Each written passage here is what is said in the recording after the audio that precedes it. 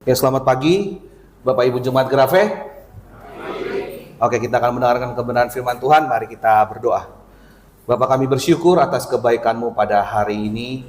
Engkau kembali mengumpulkan kami di tempat ini untuk berjemaat, dan kami sudah memulai kebaktian kami Tuhan dari tadi jam 10. Kami sudah memuji, memuliakan nama-Mu ya Bapak. Bahkan kami juga sudah memberikan persembahan untuk mensupport pelayanan-Mu di tempat ini Bapak. Dan tiba saatnya bagi kami untuk mendengarkan kebenaran firman-Mu. Sekiranya Kau berkati hamba-Mu ini yang menyampaikan kebenaran firman-Mu, supaya dapat menyampaikan seturut dengan firman-Mu Tuhan, seturut dengan kehendak-Mu, dan setiap jemaat tempat ini yang mendengarkan maupun yang secara live dapat mendengarkan dengan baik. Dan tentunya kami tidak hanya sebagai pendengar-pendengar firman-Mu saja, kami juga menjadi pelaku-pelaku firman-Mu. Terima kasih ya Bapak, kami siap untuk mendengarkan firman-Mu. Hanya di dalam nama Yesus kami berdoa dan mengucap syukur. Amin. Ya, selamat pagi kembali saya ucapkan.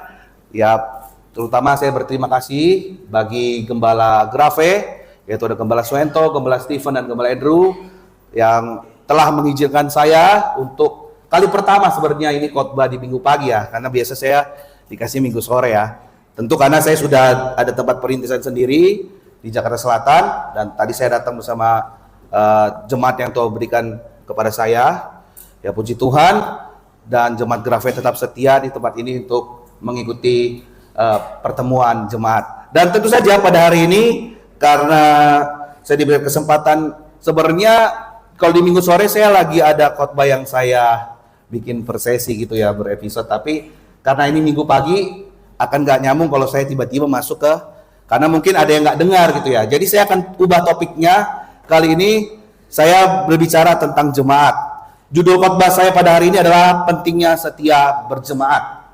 Sekali lagi, khotbah saya pada hari ini adalah pentingnya setia berjemaat. Mari kita, sebelum kita mendengar firman Tuhan, kita tentu harus baca dulu firman Tuhan, karena sekali lagi nama gereja kita apa? Gereja Baptis Independen Alkitabiah. Otomatis kata Alkitabiah itu menandakan kita mendasari pada Alkitab. Maka kita perlu baca dulu Alkitab, yaitu Ibrani pasal 10 ayat 25. Ibrani pasal 10 ayat 25. Ini ayat yang sudah sering sekali dibaca ya, apalagi berkaitan dengan yang namanya gereja atau jemaat.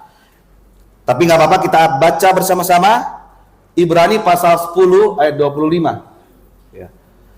Ya, saya masih pakai TB1. Kalau Bapak Ibu, saya lihat kayaknya banyak di jemaat Grafe sudah pakai TB2 ya. Wah, luar biasa. Ya, puji Tuhan, nggak apa-apa. Kita boleh baca sama-sama Ibrani pasal 10 ayat 25.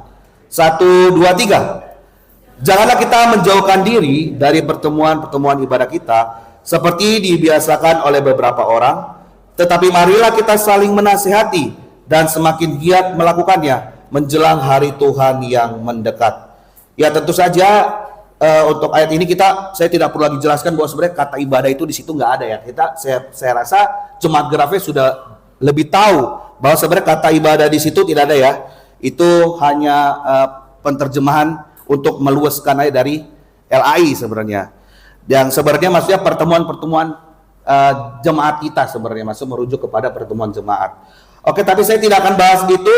Saya akan bahas tadi sesuai dengan topik khotbah saya, yaitu tentang pentingnya setia berjemaat. Ya, banyak sekali teolog, bahkan hamba-hamba Tuhan juga percaya bahwa sebenarnya surat Ibrani ini dituliskan oleh Rasul Paulus. Ya, dan kali ini saya tidak akan memperdebatkan itu, dan saya percaya sebenarnya surat Ibrani ini adalah Rasul Paulus yang menuliskan, dengan tentunya dengan ilham daripada Tuhan. Dan kenapa Paulus menuliskan surat ini? Kepada siapa? Kepada orang-orang Kristen Yahudi yang sudah tersebar. Ada yang bilang, kalau saya cari tahu, ada yang bilang katanya ini untuk orang Kristen Yahudi di Roma, ada yang bilang juga untuk di Yerusalem. Intinya, surat Ibrani ini ditujukan kepada orang Kristen Yahudi, ya, orang Yahudi yang sudah melepaskan keyahudian mereka dan mereka menjadi bertobat dan percaya kepada Yesus, ya, mereka jadi Kristen. Dan mereka mengalami namanya persekusi, Bapak Ibu. Ya, kita tahu bahwa pada zaman awal-awal di mana kekristenan sedang berkembang, sedang disiarkan ya oleh para rasul, itu mengalami yang namanya penganiayaan yang sangat berat. Dan terlebih lagi khususnya orang-orang Yahudi. Kenapa? Karena orang-orang Yahudi ini memegang suatu hukum yang dimana begitu eratnya kaitannya dengan bangsa Yahudi sendiri, yaitu hukum Taurat. Makanya surat Ibrani ini sebenarnya kental sekali dengan aturan-aturan Yudaisme, ya. Dan di situ di mana Paulus menjelaskan bahwa itu semua adalah gambarannya adalah Yesus itu sendiri yang sudah datang. Ya, makanya dibahas tentang imam besar agung, di situ juga dibahas tentang keimamatan Melkisedek dan semua hal tentang kaitannya dengan Yudaisme. Makanya sebenarnya konteks surat Ibrani adalah ditujukan kepada orang-orang Kristen Yahudi yang pada saat itu sedang mengalami penganiayaan. Karena mereka akhirnya memilih untuk mengikuti Yesus. Sehingga muncullah ayat ini di Ibrani 10 ayat 25. Bahwa Paulus menasihatkan mereka supaya mereka tidak jemu-jemu untuk berjemaat. Kenapa Bapak Ibu jemaat Tuhan? Kenapa mereka perlu? Bahkan saat ini pun konteksnya bagi kita. Mengapa kita pun akhirnya perlu untuk berjemaat? Ya. Yang pertama, yaitu melawan kebiasaan yang keliru. Di sini dikatakan di ayat 25 itu ada, di frasa pertamanya, janganlah kita menjauhkan diri dari pertemuan-pertemuan jemaat seperti yang dibiasakan oleh beberapa orang. Ternyata kalau kita baca dari penulisan ini, terkesan berarti sudah ada yang Paulus lihat bahwa banyak jemaat yang mulai membiasakan diri untuk tidak berkumpul, tidak berjemaat. Ya. Dan ini menjadi warning dari Rasul Paulus ini, mengingatkan bagi mereka jangan membiasakan diri, ya, karena meninggalkan pertemuan jemaat seringkali dimulai dari kata sekali-sekali, Bapak Ibu. Ya, nggak ada orang yang meninggalkan pertemuan jemaat, meninggalkan jemaatnya sekali langsung hilang. Mungkin kalau dia ada melakukan kesalahan mungkin aja, tetapi tidak ada yang serta-merta tidak ada angin, tidak ada hujan, tiba-tiba dia langsung menghilang meninggalkan jemaat, yang nggak ada. Pasti ada sebab-sebabnya. Dan yang umumnya bagi orang yang mengaku sudah lahir baru, meninggalkan pertemuan jemaat itu biasanya dimulai dari kata sekali-sekali, Bapak Ibu. Dan di mana imannya akhirnya mulai luntur. Dan itu yang dialami juga oleh orang Kristen Yahudi pada masa itu. Di mana mereka mengalami namanya persekusi, ya, penganiayaan drastis. Ya, saya nggak tahu apa yang menjadi alasan kita saat ini yang membuat kita mungkin bisa sesekali untuk meninggalkan pertemuan jemaat. Ya, kalau misalkan dikatakan, Pak Injil, kalau misalkan karena sakit gimana? Ya boleh-boleh aja. Kalau memang sakitnya udah nggak bisa bangun. Ya, kalau saya sih, selama saya masih bisa melangkah, selama saya masih bisa berjalan, saya nggak ada alasan untuk saya meninggalkan pertemuan jemaat. Ya, dari kecil saya memang dididik juga oleh orang tua saya untuk tidak boleh absen ibaratnya. Kalau memang tidak ada hal urgent yang sampai kita berhalangan untuk bertemu dalam pertemuan jemaat, ya. Dan di sini Paulus mengingatkan sebenarnya Bapak Ibu, ya, jangan apa, ya saya nggak tahu, mungkin tadi ada mungkin masalah sibuk studi, ya itu juga bisa pengaruh sibuk studi, sibuk pekerjaan, atau kekecewaan terhadap antar sesama dalam jemaat, atau mungkin malas. Nah ini bahaya kalau udah malas ini, ya. Dan ini mengingatkan kita kembali saat ini. Ya, baik Jemaat di Grafe ini maupun jemaat yang datang bersama dengan saya, Jemaat Eleos, ini diingatkan untuk kita jangan sesekali, karena dimulai dari sekali-sekali Bapak Ibu. Ya, pertama, ya kan, sebulan sekali absen. Bulan depan sebulan 2 kali absen. Lama-lama 1 tahun 1 kali doang masuknya. Ya. Dan ini sering terjadi. Ya. Sering terjadi. Dan orang murtad pun, ya, saya sering sekali dengar baik di kelas waktu saya dulu kuliah di sini maupun ikut blog kelas, ketika orang bertanya, Gembala Suento, bagaimana seseorang yang sudah lahir baru bisa murtad katanya? Ya. Tentu itu terjadi tidak secara langsung gitu, dia murtad, enggak. Tapi apa? Perlahan-lahan. Ya ini salah satunya mulai sesekali meninggalkan pertemuan jemaat. Kenapa? Karena di situ dia akan mulai, imannya akan digerus oleh dunia ini. Ya, iman kita ini kan sebenarnya ketika kita datang berjemaat itu, nanti kita akan lebih dalam lagi. Itu salah satunya untuk ngecas lagi. Ya, nanti kita akan lanjut ke situ. Tapi di sini yang pertama adalah mengingatkan kita jangan bermain kata sekali-sekali. Ya, untuk meninggalkan pertemuan jemaat. Karena Rasul Paulus sudah mengingatkan, hati-hati. Dan ini sudah terjadi ya di jemaat awal itu, di mana mereka sudah mulai mengalami goncangan. Ya mungkin goncangan dulu sama sekarang nggak bisa dibandingin ya Bapak Ibu ya. Kalau sekarang mungkin kita ya tadi saya bilang mungkin karena pekerjaan kah, mungkin karena kesehatan kita, mungkin karena kesibukan yang lain. Tapi kalau yang dulu sebenarnya kalau saya misalkan pada masa itu mungkin saya bisa komplain, jangan disama-samain lah. Kami ini hitungannya nyawa. Oh iya. Ya. Kristen Yahudi pada masa itu berhadapan dengan nyawa Bapak Ibu. Ya. Saya suka sekali nonton film tentang Rasul segala macam gitu ya. Walaupun ya kita tahu itu mukanya kita nggak tahu berapa nggak penting lah ya. Tapi saya melihat di situ di mana orang ingin coba menjelaskan, mendramatisir kondisi pada saat itu. Ada judulnya, mungkin ada yang pernah nonton ya, Paul the Apostle of Christ. Wah, itu salah satu film yang menurut saya cukup bagus ya, di mana di situ digambarkan Rasul Paulus hidup pada zaman itu dan kekristenan pada saat itu dijadiin obor Bapak Ibu. Ya, jadi jadi itu dimulai filmnya itu aja udah bikin saya elus-elus dada. Saya bilang ya Tuhan nggak sebanding ya. Ternyata kekristenan iman kita sama mereka itu jauh sebenarnya. Ya. Mereka itu begitu luar biasa. Itu dimulai dengan jadi dia mulai dengan Lukas itu lewat satu jalan di Roma. Di situ banyak orang udah dipasang di tiang gitu, diikat gitu ya, diikat, terus diguyur pakai apa? Nggak tahu minyak tanah atau apa sih, nggak tahu, pokoknya bahan bakar lah ya, langsung dibakar pakai obor. Dan itu jadi, dan memang itu terbukti ya, zaman Nero itu orang-orang Kristen itu jadi obor. Ya. Bayangin Bapak Ibu. Ya. Bagaimana dengan kondisi kita saat ini?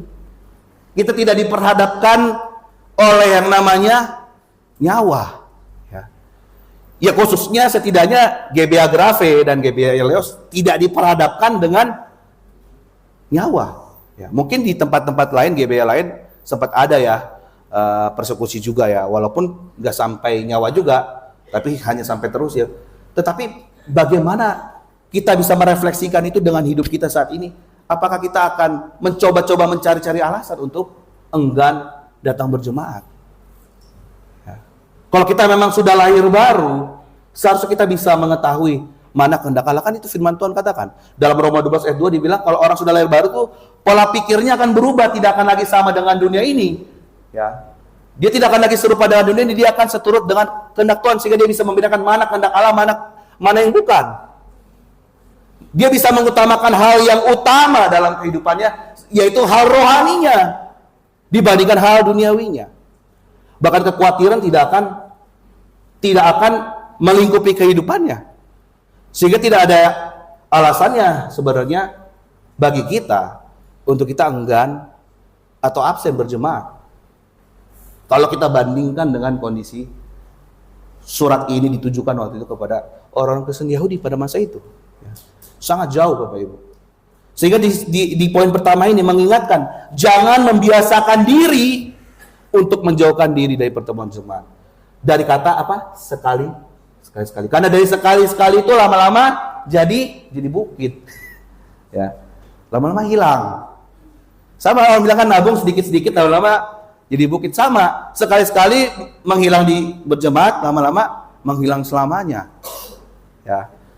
Ini warning yang pertama. Ya, sehingga kita diingatkan kembali. Apakah kita masih mau beralasan dengan berbagai macam alasan untuk absen berjemaat? Lalu yang kedua, dari ayat ini kita juga mempelajari bahwa kenapa kita penting untuk berjemaat? Karena jemaat itu tujuannya saling menasehati Bapak Ibu. Itu tadi saya bilang, saling menasehati, saling menguatkan.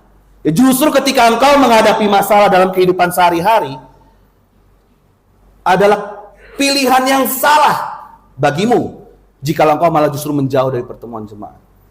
Ya, Rasul Paulus di sini sudah jelas dikatakan, tetapi marilah kita saling menasihati. Ya, kata menasihati di sini dalam bahasa aslinya menggunakan kata parakaleo, yang artinya menghibur, menguatkan dan memberi semangat. Itu juga dipakai untuk Roh Kudus ya. Parakletos gitu kan. Berarti roh penghibur, roh penolong. Ya ini pakai kata parakleo. Jadi di sini dikatakan saling menasihati itu artinya apa? Saling menghibur, menguatkan dan memberi semangat. Justru ketika kita lagi dalam masalah, saya malah lebih suka datang ke gereja, lebih tenang. Ya. Karena bisa minta sharing mungkin sama gembala di tempat ini, atau sama diaken, atau mungkin sama teman-teman kita. Disinilah sebenarnya justru Bapak Ibu jemaat Tuhan dapat saran, kritik dan rekomendasi yang tepat. Karena apa? Karena kita sudah sama-sama satu pikiran, satu roh, satu doktrin. Otomatis apa yang direkomendasikan oleh teman-teman di sini sebenarnya sudah sejalan. Ya. Jangan kita malah akhirnya cari nasihat di luar.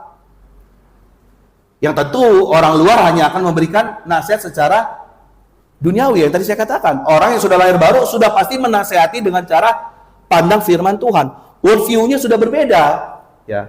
Worldview dunia ini tentu memandang dunia dengan cara dunia. Sedangkan orang yang sudah lahir baru akan memandang dengan cara rohani. Ini dua hal yang jelas-jelas berbeda. Ya. Yang nggak usah jauh-jauh ya, kita sekarang lagi dalam masa geopolitik, kita sedang dalam goncangan. Ya, di mana ada perang Amerika, Israel dengan Iran itu aja. Secara dunia orang, konfrontasi ini Amerika gimana sih? Gitu. Tapi bagaimana dengan kita? Kita tahu. Ya. Seandainya tidak dilakukan oleh Donald Trump, apa yang akan terjadi? Kita nggak tahu. Ya, bom nuklir itu bagaimana di Iran. Tetapi, nah ini di sini kita bisa melihat gitu loh. Ya, perbedaannya orang sudah lahir baru dengan yang belum lahir baru. Makanya penting untuk berjemaat, ya, supaya kita dapat saling menasehati. Karena nasihat kita, saya yakin dan percaya, saya sendiri masih suka sharing kok sama gembala, sama diaken di Grafe ini, ngobrol sama teman-teman saya yang dulu satu angkatan. Ya, bukan berarti saya sudah penginjil, saya nggak mau dengar mereka, enggak juga. Ya, hikmat itu Tuhan berikan di mana aja, ya, terutama apalagi di jemaat. Yang saya yakin orang-orang sini sudah lahir baru, ya, karena sudah berani maju ke depan, memberikan pengakuan iman, bergabung menjadi jemaat dengan memberi diri baptis. Itu bagi saya sudah menjadi suatu tanda yang saya bisa akui. Oh, berarti ini orang sudah lahir baru, kan gitu. Ya, tapi saya nggak tahu memang hatinya, tetapi setidaknya dengan tindakan itu kita bisa melihat bahwa orang ini sudah serius bertobat. Dan tentu saya akan lebih memilih orang yang sudah bertobat untuk memberikan nasihat kepada saya daripada orang yang di luar sana yang hidupnya juga begajulan. Ya. Dan itulah mengapa Rasul Paulus katakan saling menasihati, parakaleo. Dan nasihat ini juga sesuai Bapak Ibu. Kita bisa lihat juga di ayat 23-24-nya. Ya. Sesuai dengan ayat 23-24-nya juga. Di situ dikatakan, marilah kita teguh berpegang pada pengakuan tentang pengharapan kita. Artinya di sini satu pengharapan, ya, satu pengharapan, yaitu Yesus kelak datang, ya. Sebab Ia yang menjanjikannya itu setia.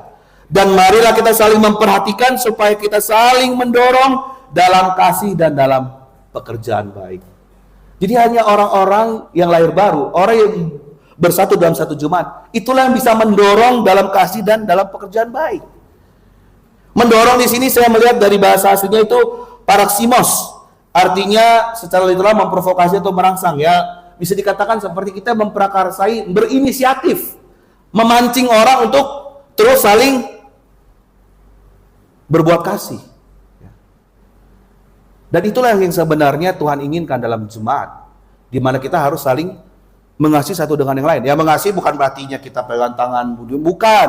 Mengasihi berarti kita saling menolong. Kita melihat, oh mungkin saudara itu, bapak itu, ibu itu sedang dalam kesulitan. Entah mungkin secara finansial, entah mungkin secara medis atau apa. Kita bisa saling mengasihi di situ. Ya. Mungkin ada yang mulai menjauh. Ya. Di mana di pokok doa Grafe juga kan ada kan kita mendoakan yang lemah iman. Ya sebenarnya yang lemah iman itu juga perlu datang sebenarnya. Perlu datang untuk berjemaat. Ya. Jangan sampai akhirnya meninggalkan, karena ya kita tetap mendoakan mereka, betul. Tetapi juga harus ada respon positif dari yang didoakan, mereka pun harus berkumpul. Karena disinilah sebenarnya iman mereka itu akan dicas ulang, ya, akan disegarkan kembali, akan dikuatkan kembali. Bagaimana juga bisa mereka itu akhirnya dikuatkan iman mereka kalau mereka sendiri tidak berkumpul di tempat ini mendengarkan firman Tuhan, bahkan tadi bernyanyi kita kan, mendengarkan kesaksian pujian yang indah-indah. Wah, saya sangat terhibur sekali ya ketika tadi ada kesaksian pujian ya dari KW maupun dari Bless Choir. Nah, bagaimana bisa orang-orang seperti itu akhirnya bisa menjadi kuat kalau tidak ikut di dalamnya, mendengarkan itu. Ya. Makanya tadi di poin pertama, jangan kita sekali-sekali membiasakan diri kita dengan alasan apapun, kecuali kalau udah nggak bisa jalan lagi ke sini ya. Atau mungkin dia ada kerjaan memang mesti pergi, itu kan ke luar negeri atau kemana ya apa boleh buat, ya kan? Sebenarnya Tuhan juga sudah izinkan Bapak Ibu kondisi di mana kita sulit berjemaat. Masih ingat ya kita melewati pandemi COVID. Oh bagaimana itu?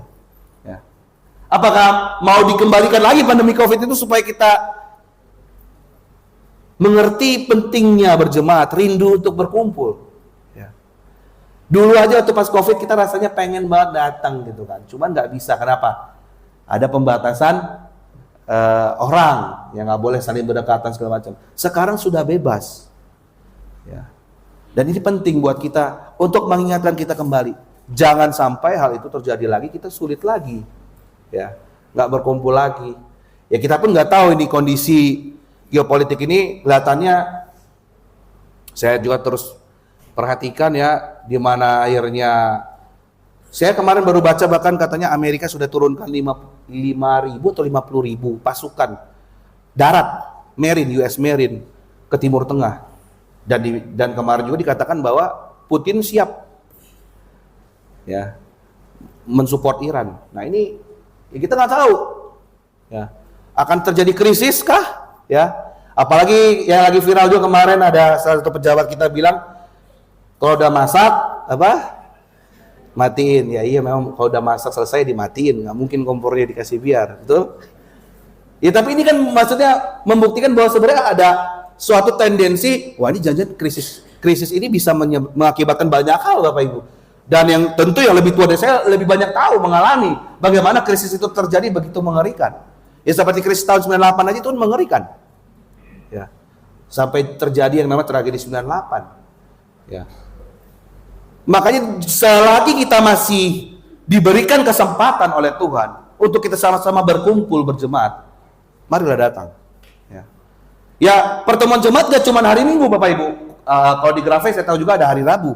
Ya ada kebaktian doa. Nah kalau kami Eleos itu karena kami masih belum punya tempat yang settle, jadi kami belum bisa buat di Rabu. Kami buatnya di Sabtu dan itu pun kami selang-seling. Jadi setiap Sabtu pertama ketiga kami PA, Sabtu kedua keempat kami kebaktian doa.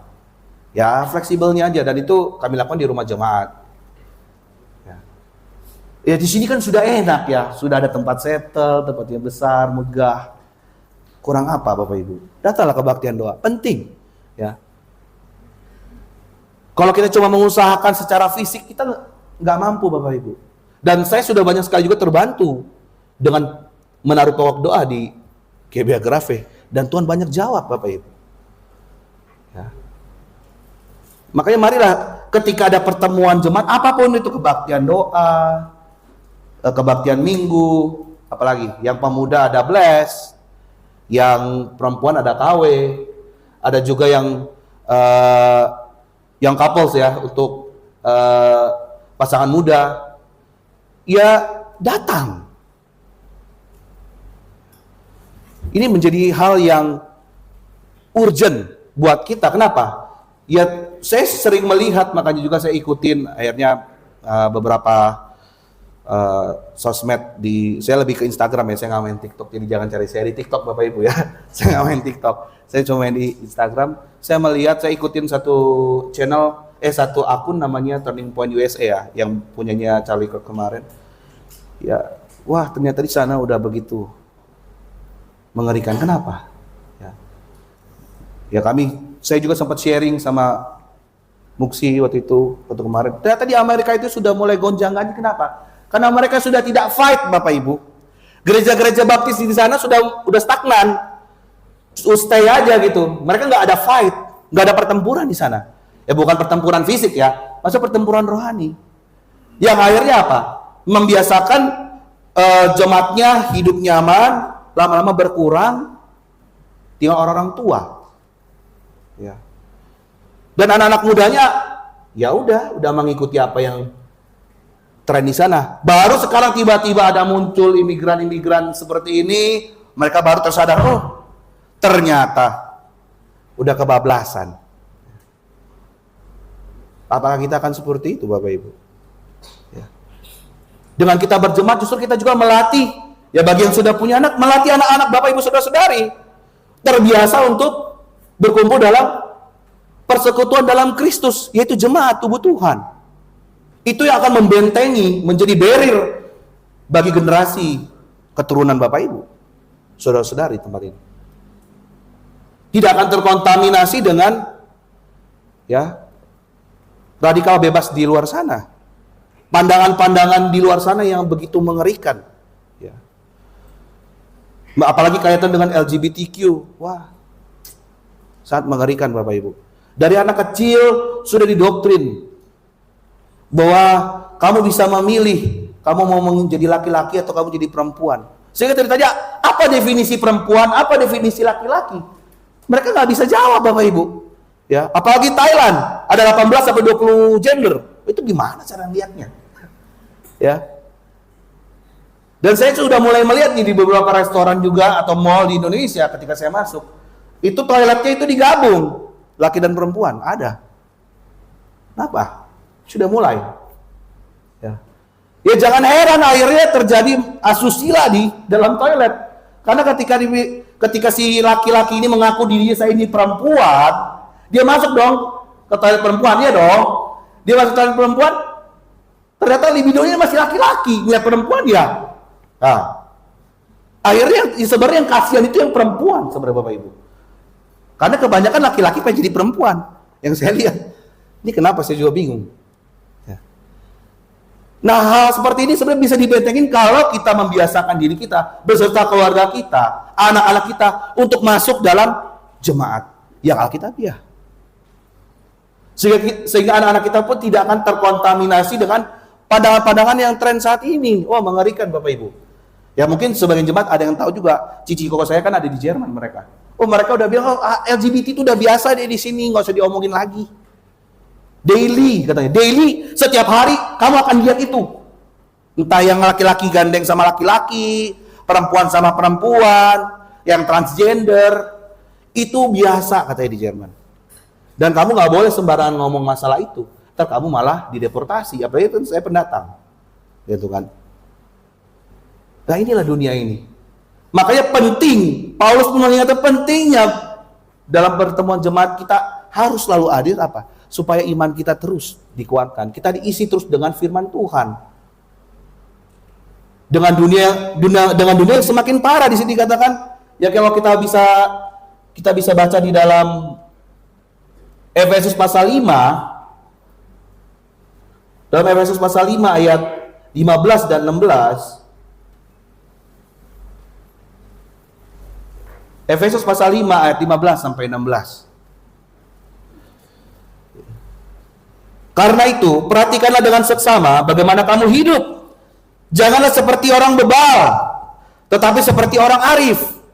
Dan pergunakanlah waktu yang ada, karena hari-hari ini adalah jahat. Jadi firman Tuhan sendiri sudah bilang hari-hari ini semakin jahat Bapak Ibu, bukan semakin baik. Ya. Sehingga kalau kita melepaskan diri dari pertemuan jemaat, ya. Bahkan 1 Korintus 15 ayat 31 dikatakan apa? Janganlah kamu sesat sebab pergaulan yang buruk merusakkan kebiasaan yang baik. Sehingga berkumpul dalam jemaat adalah suatu hal yang penting. Makanya Paulus bilang mengingatkan apa?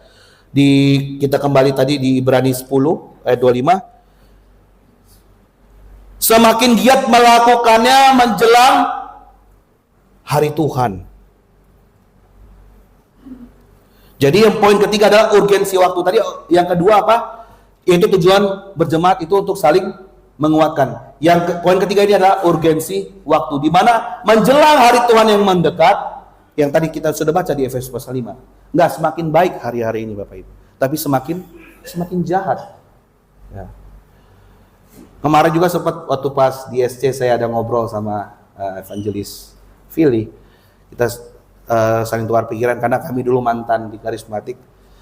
Wah, saya bilang memang luar biasa penarikan mereka itu dengan apa? Lagu-lagu yang mendunia. Ya. Sampai kami sering ganti-gantian nih lagu dulu ini, lagu ini. Saya bilang ini udah semakin parah Bapak Ibu ya.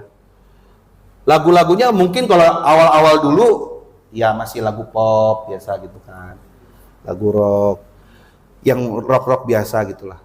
Sekarang udah dengan gaya mereka ada sampai music house, pakai DJ, gitu kan. Ada lagi namanya EDM ya, electric digital music, itu sudah masuk. Dan memang dulu waktu saya belum kesini pun itu sudah masuk di gereja saya yang dulu. Pakai lighting, pakai fogging. Saya bilang nih, ya memang untuk entertain kan. Tetapi memang anak muda lebih suka ke sana, dan saya pun alami Bapak Ibu selama saya menginjil di Jakarta Selatan ini sulit sekali. Kalau kita mau memulainya dengan doktrin Alkitabiah, wah, ya. Ketika saya tanya, oh emang bro dari gereja mana? Oh dari gereja, wah saya udah bilang aduh gereja itu lagi. Gereja yang mana? Ya itu udah pakai lighting, pakai fogging, bentuknya entertain kan, lagu-lagunya kekinian. Gimana? Bahkan saat ini pun saya juga ada simpatisan yang masih suka dengan lagu-lagu seperti itu sehingga sulit dia untuk bergabung. Oh dia bilang lagu di GBI itu kaku, gitu kan, ngantuk, nggak bikin nangis katanya. Lah, kalau mau nangis ya jangan di gereja, nonton film apa drakor, dracin gitu ya, terserah lah nangis, gitu kan. Ya tapi faktanya anak-anak muda zaman sekarang pun digiring untuk mengikuti hal seperti itu yang gimmick-gimmick. Nggak tahu apa yang di depan, khotbah mudanya khotbahkan apa, saya nggak tahu. Cuma motivasi. Sebenarnya itu motivasi, bukan pengkhotbah. Kalau motivasi berarti dia jadi motivator. Sebenarnya nggak pantas buat khotbah kalau motivator. Ya. Tetapi ini faktanya Bapak Ibu. Makanya penting untuk berkumpul dalam jemaat, karena urgensi waktu ini dikatakan dunia itu semakin jahat. Supaya membentengi anak-anak kita, keluarga kita, ya, daripada radikal-radikal bebas seperti itu. Ya, saya pun melihat sampai ada yang sulit untuk melepaskan diri dari gereja itu. Kenapa? Karena ya mungkin mereka sudah lama bercokol di situ, ya. Mereka juga sudah dapat penghidupan di situ. Ya. Dan yang memang yang ketiga tuh karena ini tadi musiknya itu mengenakan. Ini yang saya lihat ya selama saya 3 tahun ini turun lapangan saya menginjil. Kesulitannya ya 3 hal itu. Ya, karena memang mereka sudah ada yang dibantu lama di situ gitu kan.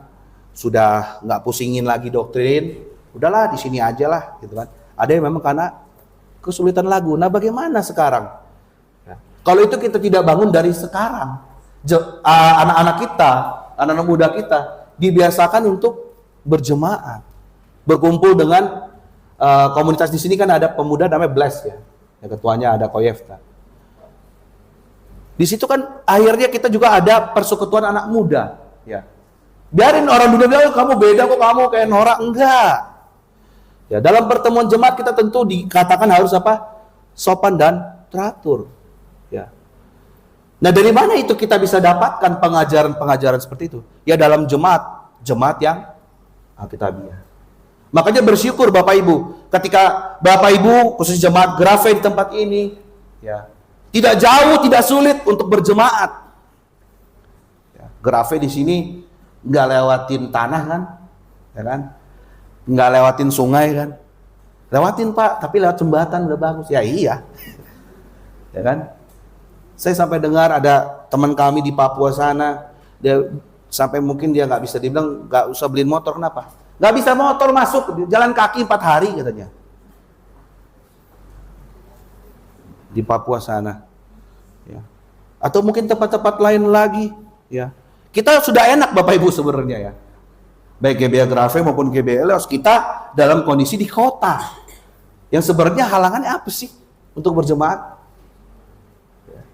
Dibandingkan mereka sebenarnya di pelosok-pelosok di daerah-daerah. Ya kemarin sempat ada evangelis Diaman datang ke tempat ini. Dia bilang dia mesti lewatin sungai Kapuas lah, apa semua segala macam, tanahnya sampai blok-blok katanya. Kakinya semua segala macam. Ya mereka begitu setia tanpa beralasan. Oh nggak bisa datang. Kenapa? Ya cuma sakit flu aja udah bilang nggak bisa datang. Ya kan? Ini contoh aja gitu. Cuma sakit flu nggak bisa datang, atau suara saya habis. Ya udah nggak apa-apa, kalau nggak bisa nyanyi kan bisa dengerin khotbah, ya kan? Itu kan nggak buat kaki kita nggak bisa melangkah kan? Nah, kalau kita aja bisa, bahkan bisa berjuang untuk pekerjaan kita sakit-sakit pun bekerja, ya kan? Karena kalau nggak kerja kita tahu kita nggak ada penghasilan. Ya. Jangan dipikir gara-gara kita nggak berjemaat Tuhan gak berkati. Memang Tuhan memberkati semua anak-anaknya betul. Tetapi Tuhan juga melihat dan Dia akan menghajar bagi orang yang sudah dianggap sebagai anaknya. Hati-hati. Kita bekerja tanpa ada berkat dari Tuhan percuma Bapak Ibu. Karena makanya kita Mazmur bilang apa? Percuma dari pagi kerja. Kalau nggak diberkati Tuhan percuma, nggak dapat apa-apa Bapak Ibu. Akan terus berasa kurang. Karena kebutuhan itu ya setiap hari selalu ada. Makanya nggak bisa kita beralasan untuk tidak berjemaah. Sehingga di sini kita diingatkan kembali. Yang ketiga dia pada urgensi waktu, di mana hari semakin jahat, kita perlu untuk berjemaat. Jangan sekali-sekali kita meninggalkan pertemuan jemaat. Dikatakan menjelang hari Tuhan. Nah, hari Tuhan ini merujuk kepada kedatangan Tuhan yang kedua kali. Kenapa? Karena rapture itu tidak ada tanda-tandanya Bapak Ibu yang menyambut, yaitu sifatnya imanen. Kapanpun bisa terjadi. Ya. Makanya kan sebenarnya kalau kita baca baik di surat Korintus maupun surat Tesalonika, Paulus bilang kita akan menyongsong. Jadi Paulus sendiri ketika menuliskan surat itu menganggap dia pun akan diangkat, akan di rapture. Tetapi faktanya kan tidak.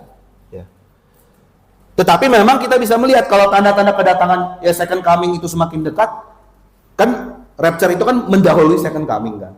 Ya kalau tanda-tanda second coming itu semakin dekat, ya pasti rapture pun semakin dekat. Tapi memang nggak ada tanda pastinya. Karena Tuhan bilang, aku datang seperti pencuri.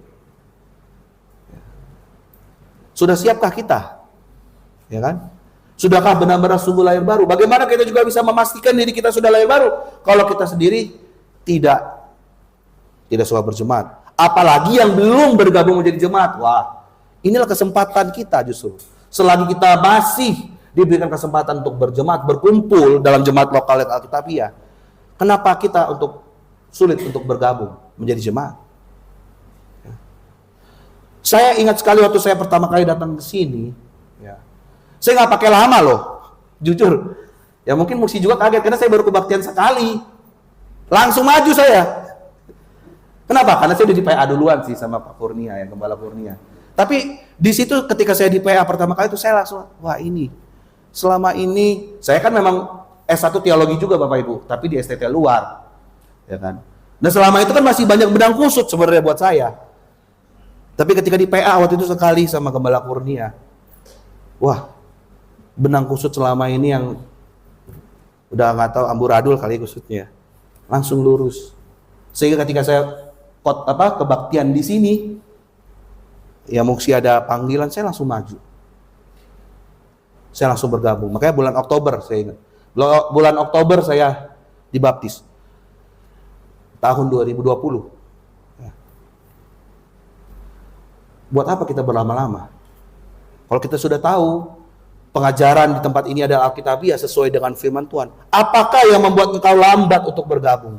Sedangkan firman Tuhan hari ini mengingatkan kita untuk penting berjemaat. Nah, bagaimana kita bisa berjemaat kalau kita belum bergabung?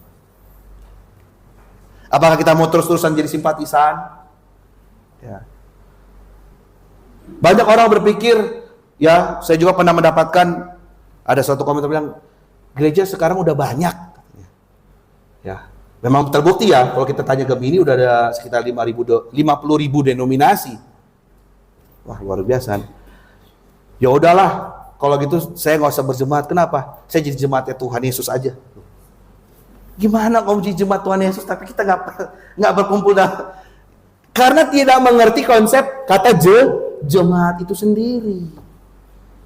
Ya, jemaat itu kan dari kata apa? Eklesia. Ya sama, kalau bahasa Indonesia gereja itu jemaat sama. Jemaat itu kan diambil dari bahasa Arab jemaah, perkumpulan. Kalau gereja itu dari bahasa Portugis igreja, artinya perkumpulan juga. Eklesia itu bahasa aslinya artinya perkumpulan. Jadi kalau kita bisa dikatakan jemaat kalau kita memang sudah bergabung dalam suatu perkumpulan. Kalau kita belum bergabung dalam suatu perkumpulan, gimana bisa disebut jadi jemaat? Ya, gak ada sebenarnya. Kalau kita mengaku diri kita jemaat Tuhan, maka kita pasti ada berkumpul dalam suatu jemaat lokal.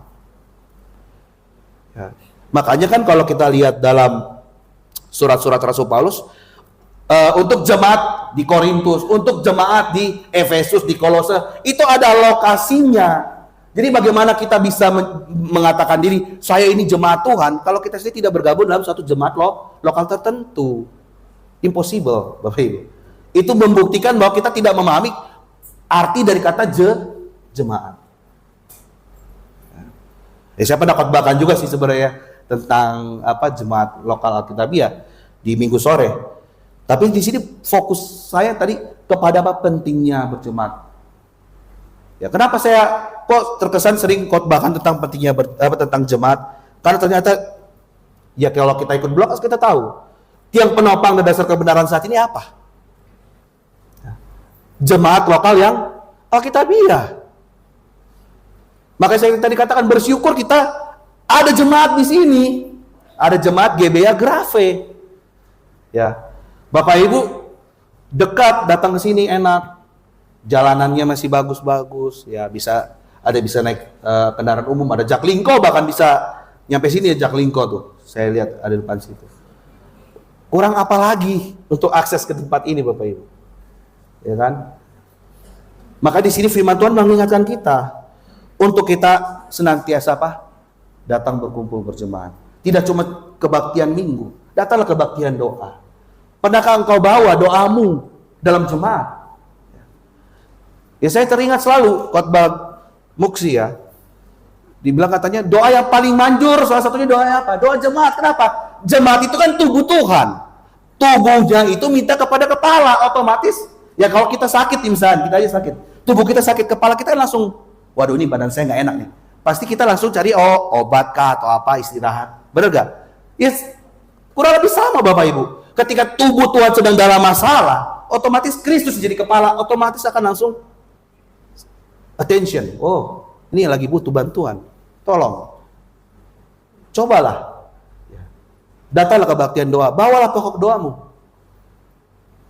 Memang, ya saya tidak menjamin 100% pasti langsung Tuhan jawab, enggak juga. Kalau Tuhan belum jawab, berarti ya ada waktunya Tuhan. Tuhan pasti punya rencana akan hal itu.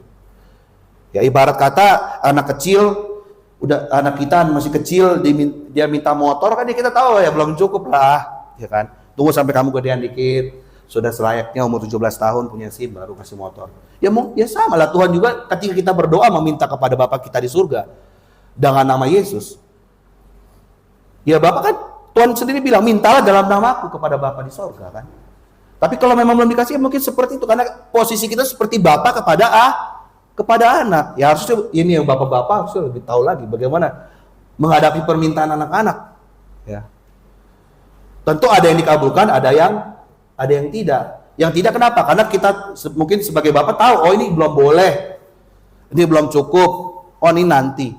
Apalagi Bapak kita ini surga. Ya makanya saya di sini khotbah kali ini mengingatkan kita, menghimbau ya kita semua yang tempat ini maupun yang live, nonton secara live. Ya apalagi secara live mungkin masih setia, ya mungkin mereka rindu nih sih pengen datang, cuman nggak bisa kan.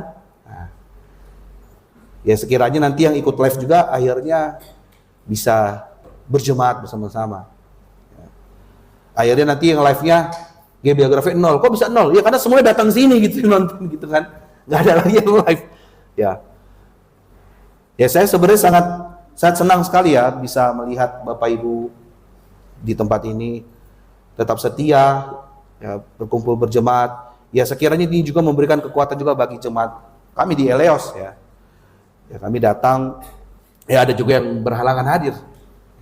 Ya, itulah dia, saya bilang. Cuma mau gimana? Ya, firman Tuhan hanya bisa mengingatkan.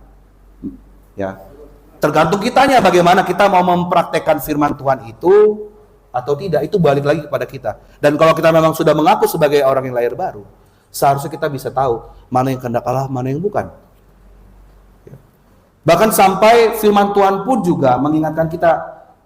Kalau sampai tidak ada jemaat yang alkitabiah di lokasi kita, ini pentingnya sampai sepentingnya jemaat itu dalam firman Tuhan itu. Dalam Matius 13 ayat 44 sampai 46, coba kita boleh buka. Matius 13 ayat 44 sampai 46.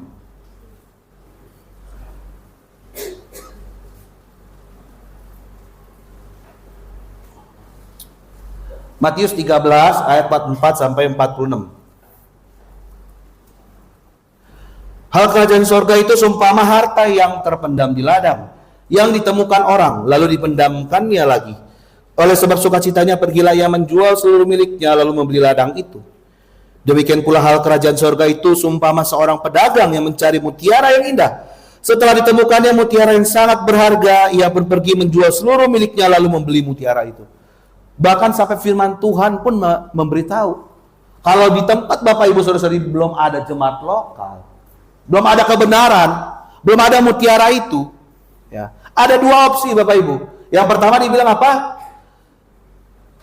Dia pergilah ia menjual seluruh miliknya, lalu membeli ladang itu. Artinya apa? Dia tinggalkan semua yang ada saat itu di kota itu, dia pergi ke kota yang ada jemaat lokal yang alkitabiah. Dan opsi yang kedua, ya dia akan menjual apa? Menjual seluruh miliknya, lalu membeli mutiara itu. Jadi hanya satunya dia bawa ke tempat dia, yang satunya lagi dia memang datang ke tempat itu. Yang mana? Nah, kalau di biografi kan sudah ada, di buktinya kan Bapak Ibu sudah ada di sini. Otomatis tidak perlu lagi menjual membeli ini. Harusnya sudah semakin lebih rajin. Ya. Begitu juga dengan GBA Eleos. Ya. Nggak perlu lagi menjual membeli karena sudah ada di kota, di Jakarta Selatan. Buat apa lagi? Nah, tinggal kita bagaimana kita serius datang untuk berjemaat. Ya. Karena hari-hari ini semakin jahat firman Tuhan katakan. Maka perlu bagi kita